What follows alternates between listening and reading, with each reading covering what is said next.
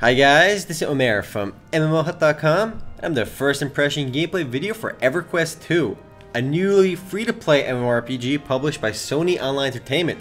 Now I'll spend about 5 to 10 minutes running around checking this game out, make some comments. If you guys want to play Everquest 2 or just learn more about it, do check it out full review on the link below. This was actually previously a pay-to-play MMORPG by Sony Online Entertainment, but they actually re-released it now as a free-to-play game, which is awesome. So let's go ahead and play this game and create our character. The original game was released back in 2004, making this over 6 years old now. So it is a pretty old game, but the graphics are gorgeous and they've done a really good job keeping the game up to date. I actually did a video for this earlier, but now I'm just going to go do a little bit more in-depth video for it, because before it was a free trial, now we have pretty much unlimited access to the game with a few restrictions. So let's choose our class. They made the character creation screen a lot easier and simpler. We can choose our archetype: fighter, priest, mage, or scout. And you can see that these yellow bars are on these classes. There's actually a lot of classes in the game, 24 classes. So that's a lot of classes. But when they have the yellow border around them, it means you can't play them. They're only for subscribing players. Only available for, as part of an upgrade. So you can only play the top 2 classes. It's a pretty big deal, but you have a decent selection. You still have 2, 4, 6, 8 classes. That's more than most MMORPGs. So this time let's go ahead and play. Let's see what we got going over here. Swashbuckler, Brigand, Warlock, Wizard, Templar, Inquisitor. Inquisitor sounds pretty epic, but I am going to go with Wizard over here. So let's go ahead and anyway, let's go with Wizard and let's click Next. You can see the water in the background. It looks really pretty. I think I commented on that last time. Well, let's go ahead and make our character. I'm going to be an erudite, though he looks pretty ugly with that no hair. Male or female, of course. I am going to go with something that looks a little bit cooler. We're going to go with half elf. He's got the sleek hair. He knows what's up. Let's click Next. We can choose our eye, head. I mean, you've seen this before in my last video. The character creation is remarkably in-depth. I mean, it's on par. Maybe it's not on par with Perfect World, but it's really up there. I mean, Everquest is known for that. Everquest 1 was a little bit worse. But let's go ahead and just click Next. I'm going to randomize once, and we're going with it. That was just my skin color, though.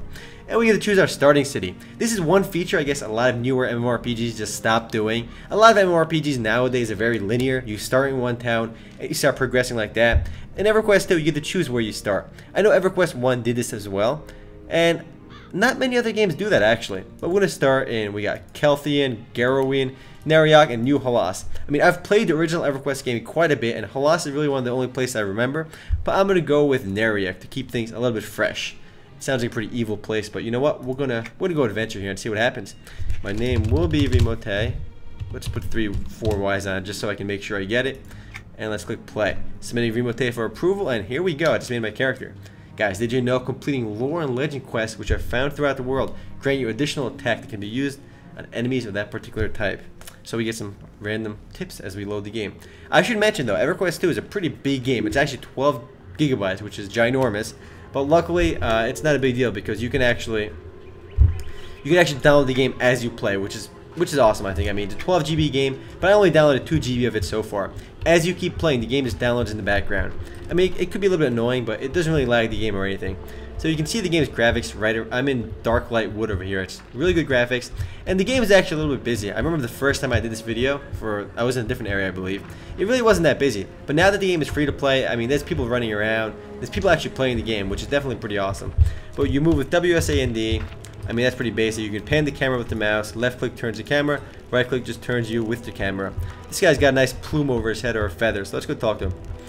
How do I do that? Excellent, you finally arrived. You're the one of the chosen ones. I'm a chosen one. That's a pretty generic theme amongst games too. Alright, what will you have me do? I will speak with them at once. So I have to assist repelling the Sablivin element siege. Alright, let's go do that. He gives me 1 copper. It's like a penny. Oh well, let's go do this quest. The game just teaches you the basics as you play. And this fire looks really awesome. Let's go look at that for a second. Whoosh, we got smoke. Quest journal, welcome, and so forth. Let's go talk to this guy. He's got some elite armor. Why can't he kill these level 1 monsters himself? Let's go help this guy, blah blah blah. The game's questing is actually pretty interesting because if you read the dialogue, you actually get involved in the game, which is something a lot of MMORPGs, again, don't do really well. But of course, the story here is actually really well done, as was the story in Everquest 1. And just the environment just feels alive. So, and there's some interaction going on too. You usually have multiple choices to do. Some quests are really fun where they'll have you talking to NPCs, you have to like convince them to do things. And it's really interesting. I will return victorious. So I gotta I gotta seal all the newly opened Sablivian rifts. So let's go seal this rift and see what happens. Let's kick the rubble. So that's how I seal it. I just kick this rock. And when I kick the rock, more rocks appear. That's pretty random, but let's go kill some of these things over here. I start with 2 of these. I have regular auto attack and a spell, which I'm going to use my awesome skill right now. Casting Solar Flare. That's actually that's from Dragon Ball Z, isn't it? Makes everybody go blind. I remember watching Dragon Ball Z back in the day. I did 15 damage and I pretty much 2-shot these guys right now. They are level 1 though. You see my experience at the bottom. When this little blue meter fills up, I think all the way, it fills up one of these bubbles. Though you should be leveling pretty fast early on. I mean, that's no big surprise. Though I think the leveling later on in the game slows down significantly, as it did in the original EverQuest. I mean, leveling in EverQuest 1 was really slow. But right now I'm leveling pretty fast early on. Combat is pretty simple right now. I only have 1 spell, so I gotta have to spam it. But I'm liking the game's visuals, and I really like that EverQuest actually went free to play. I mean, seeing a major Western, well, Sony's a Japanese company, but seeing a major game developer release their previous pay-to-play game as a free-to-play title, it really says something for the free-to-play market. I mean, this is definitely gonna get bigger and bigger. I love to see every game free-to-play in the future. I mean, I don't think that's too realistic, but I can see a lot of other MMORPGs going free-to-play. Now that this has done it, I mean, Turbine announced that Lord of the Rings Online will go free-to-play as well, so that's really awesome. And that's getting distracted anyway. Let's go kill a few more of these and let's go hand in our quest. I'm grinding some Sablovian Crumblers over here. Now, I want to talk a little bit more about the game. I didn't really do a lot of in-depth discussion about EverQuest 2 with my last video, mainly because, again, it was a free trial. Woo, we got the awesome ding music still in the game from the original EverQuest. I got some leaf-crested grips. I totally got distracted about what I was talking about. I got loots. I got spells. As I level up, I got a new spell over here. Let's go look at that right now. We got Magma Chamber, Apprentice level. Spells, Mini Drag, Auto Attack. I don't need your help. Let's go talk to this guy too. I mean, the game teaches you how to play as you're doing it, so at least that's pretty easy. Alright, yeah, point me in the face of danger. So let's go. I'll consider them no more. Accept this quest, and let's go ahead and do another quest. But the game is really in-depth in its progression. I really want to emphasize that for a second. You see my awesome character sheet over here, my various different stats. What I'm wearing right now. There's a lot of equipment slots in the game. A lot of equipment slots, more so than other games. You can wear like rings, necklaces, earrings, and all the basic other stuff like tunic, leggings, boots, and stuff like that. Well, let's see what else we got here. Let me bring up my interface options, my knowledge sheet over here where you can see your trade skills and stuff like that. But let me show you the game's advancement stuff, alternate advancements. I mean, this is where the game really innovates, at least. I mean, the game's progression is interesting. You can see my half-elf innate abilities over here. Now, I don't think I pointed out this last time. You can't play every race in the game. There's like 24 races. You can only choose from the neutral ones in the free-to-play version of the game, which is like 5 or 6.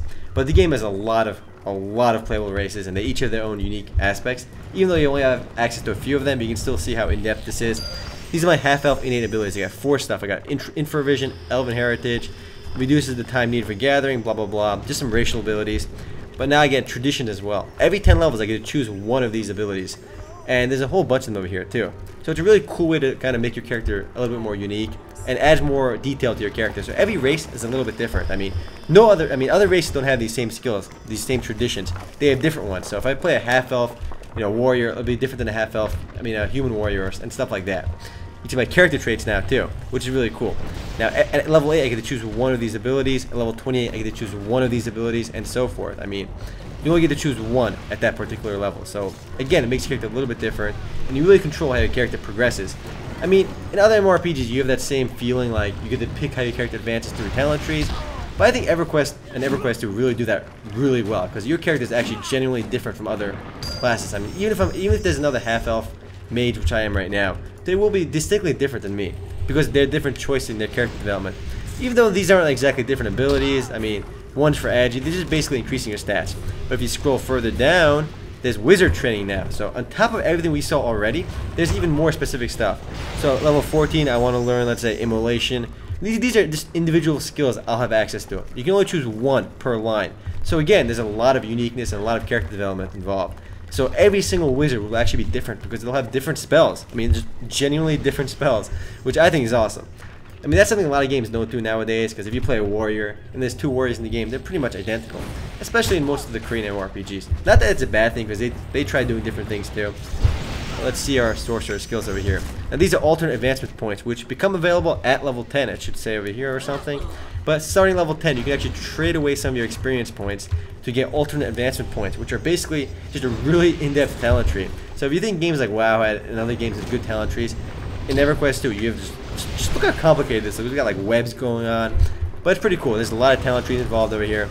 And it's just a way to progress your character aside from the traditional leveling. You know, thus it's called alternate advancement. I know in EverQuest 1, I played that a lot, like I said. Alternate advancement points were only available to just the max level people, but EverQuest 2 lets you dabble into it early on, just, just to kind of play with it. But you can learn a lot of skills in here and actual just stuff that increase your stats and attributes and stuff like that. But again, you can make your character really different and really, based on how you spend your alternate advancement points. And it's something to do later on in the game when you max out, because the game doesn't end when you max out, because you can always get better and better, get more alternate advancement points, just gain different skills and stuff. So I've been grinding on autopilot. That's pretty awesome. Whoa, there's some icicles falling on me from where? I'm being owned by something. What is going on? Let's go loot that. Who's casting on me? This guy's casting spells? These rock monster thingamajigs? Maybe I open the treasure chest and there's like a trap in it or something. I don't even know. And also, as I'm fighting, you see me gaining some various stats, not stats, but skills. I gain points from disruption, defense, focus. Again, there's not that many games that do that. I think Elganon did that as well. Let's go kill more of these bad boys. I should hand in this quest too. I mean, I did one of these quests already, I believe. Return to Uditis Exalre. How the heck do you pronounce that? Let's go talk to this dude over here. I slew a great number of Sablivian crumblers. So I got a quest, I got my item for it. Let's go wear some of this stuff. B brings up your inventory. Double click to wear. Wearing it will attune it to myself. And attuning is just like binding from every other game. Soul binding, stuff like that. Wear all my elite gear. I got a new staff. Put that bad boy on too. And let's close this stuff and kill more stuff. What I really like about EverQuest 2 is its progression, as you saw, and its variety. Now, there are some major cons in EverQuest 2. The extended edition, which is the free-to-play version. Because you do have some restrictions. I mean, not a lot. Not like, I mean, Elganon was a little bit worse with this. You have the same max level 80 as everybody else. You have the option to buy the expansion for a little bit higher max level, I think 90. But there's some really annoying restrictions, which I think are ridiculous. I mean, I didn't mind that they lock certain races. Because, I mean, races are important to the game because of the racial traditions, the racial skills. But they lock a lot of classes too. I mean, EverQuest has a lot of classes. And what I like about MMORPGs is that I can really experiment with them. I mean, I like to just play every class and see what I like. Here, you can only play like 4 or 5 classes as a free-to-play member. And if you want the rest, you gotta pay, which kind of sucks. But again, that's probably my biggest complaint. And other little complaints include you can't actually make your own guild. You can only join guilds. That's not a big problem. But you can't even send mail in the game. I mean, you can only receive mail. You can't even send it. So that's kind of annoying. And there's some restrictions on how much gold you can actually carry per level. I mean, that's getting a bit ridiculous in my opinion. I think though that Sony is going to make enough money from their cash shop in the game that they're going to give full access to everyone. I mean, I think if the game is successful enough as a free-to-play game, they won't need those, extra subscription revenue, and they're going to, I think, get more and more free-to-play in the future. So maybe all of this won't even matter in the future. And one of the biggest restrictions, you can see my skills down here. If I highlight them, it says apprentice next to them. I mean, you get the apprentice skills for free as you level up, but if you want to get better skills, I mean, they all get stronger every level because your stats go up. But if you want them to get better, you can get scrolls for them. So if I kill a monster, you might drop a scroll for Solar Flare Adept. And if I learn that skill, I put it into my spellbook, I permanently have it. And it's just a permanently better version of the skill. It'll say Adept next to it instead of Apprentice. It'll do more damage, it'll last longer, whatever the particular skill is. So we're getting more and more skills as we level up, so that's awesome. So let's use my new skill over here, which I think stuns. Yep, it stuns. And as a free-to-play member, you can only access the Adept skills, which is definitely restrictive because if you pay, you can access much higher tier stuff. So I think that's kind of silly that they're restricting your actual skills. I mean, you can still learn every skill in the game, but they just can't be a higher tier. And obviously, even though Adept is not bad compared to the best one, but there are some noticeable differences. And I mean, I feel like they shouldn't give the non-paying players or just disadvantage them. They should just give advantage to the paying ones, like bonus experience and stuff like that. Though the game's cash shop does give you bonus experience stuff. And if you're a paying member, I think you get a monthly allowance of credits in the game. My hotbars over here. There's a lot of skills in the game too. I mean, there's a lot of variety in this game, and I think EverQuest 2 is going to definitely rock the free-to-play boat. I got an achievement, so there's an achievement system as well, which is always good. I got a new skill over here too. Let's use this. It's like a self-buff. Whoosh! I got my awesome shields going. Whoa! The skill animations in the game look really good too. But guys, I am running out of time. I think EverQuest 2 is a fun game. Definitely worth trying. If you guys do want to play EverQuest 2 or just learn more about it, do check it out full review on the link below. Later, guys. Whoosh.